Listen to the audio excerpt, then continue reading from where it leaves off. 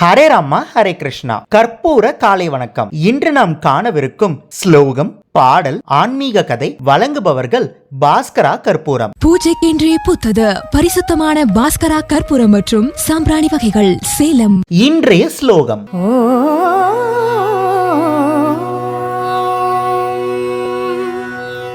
ஆஞ்சநேயாய வித்மஹே வாயுபுத்ராய தீமஹி தன்னோ ஹனுமத் பிரச்சோதயாத்.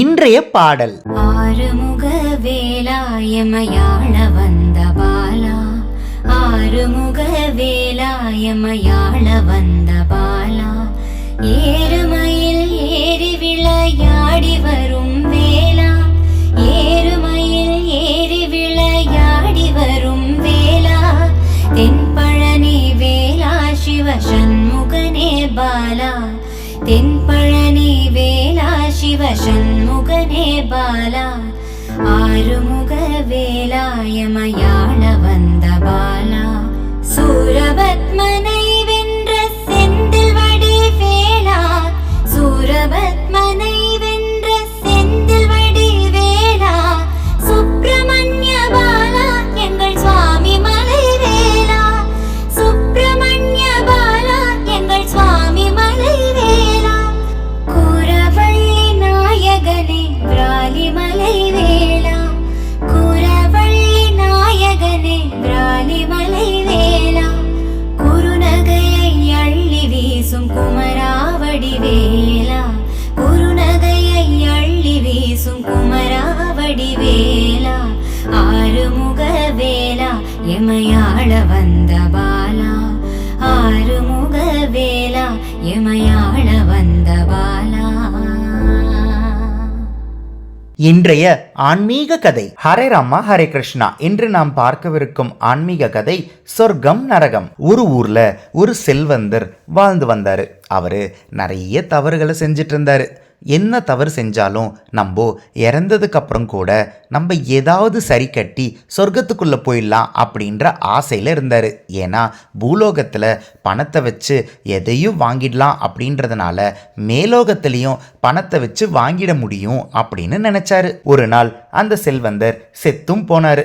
மேலோகத்தில் கிங்கரர்கள் அந்த செல்வந்தர்கிட்ட நீ நரகத்துக்கு போகணும் அப்படின்னு சொல்றாரு.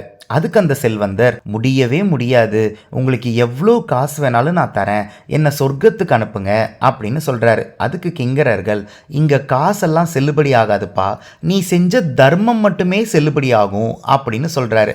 அதுக்கு அந்த செல்வந்தர், அதெல்லாம் எனக்கு தெரியாதே, நான் பூலோகத்தில் இருக்கும்போதே அதை என்கிட்ட சொல்லியிருக்கணும்ல, இப்போ நான் நரகத்துக்கு வரமாட்டேன் அப்படின்னு சொல்றாரு. அப்போ அந்த கிங்கரர்கள், சரிப்பா, இங்க இருக்கிற ஒரு ஸ்க்ரீன்ல சொர்க்கம் எப்படி இருக்கு நரகம் எப்படி இருக்கு அப்படின்னு காமிக்கிறேன், அதை பாரு அப்படின்னு சொல்றாரு. சொர்க்கத்தை காமிக்கிறாரு. சொர்க்கத்தை பார்க்கும்போது அங்க இருக்கிறவங்கெல்லாம் நிறைய கஷ்டப்படுற மாதிரியே இருந்துச்சு. வெயிட்டை தூக்கிட்டு மூட்டை தூக்கிட்டு நடந்து போற மாதிரி எல்லாம் இருந்துச்சு. சரி, நரகத்தை காமிங்க அப்படின்னு சொல்றாரு. சரின்னு சொல்லிட்டு கிங்கரர்கள் நரகத்தை காமிக்கிறாங்க. நரகத்துல நிறைய தின்பண்டங்கள்லாம் இருக்கு. எல்லாம் ரசிச்சு ருசிச்சு சாப்பிட்டுட்டு இருக்கிறாங்க. நல்ல துணிமணிகளை போட்டிருக்காங்க, நகைகளை போட்டிருக்காங்க.